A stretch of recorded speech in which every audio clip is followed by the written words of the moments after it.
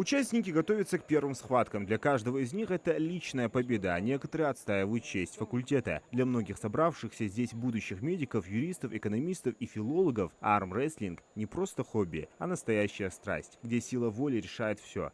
Я уже много раз участвовал в таких соревнованиях. Уже неделю назад был в Карачаево-Черкесии. Там завоевал второе место. И то же самое весной в Нальчике завоевал второе и третье место.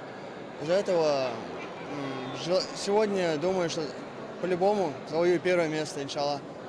Так без призового отсюда не уйду. 50 студентов ИНГУ вышли на старты, чтобы помериться силой в 9 весовых категориях. Соревнования проходят по личной схеме. Выбываешь после первого поражения. За столами для армрестлинга царит нешуточное напряжение. Страсти на площадке усмиряет авторитетный и опытный взгляд. Судьей соревнований стал человек-легенда, абсолютный чемпион мира по армрестлингу Ибрагим Сагов. Для многих участников его присутствие уже мощный стимул.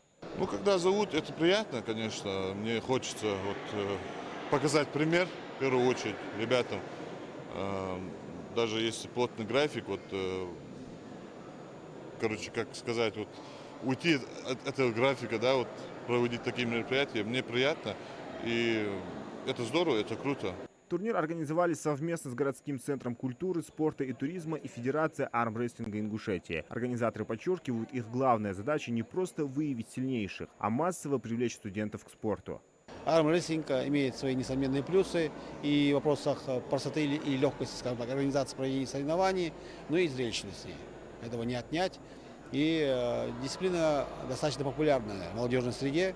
И сегодняшняя инициатива центра, поддержанная университетом, я думаю, что явится еще одним большим вкладом в развитие этого вида спорта в регионе.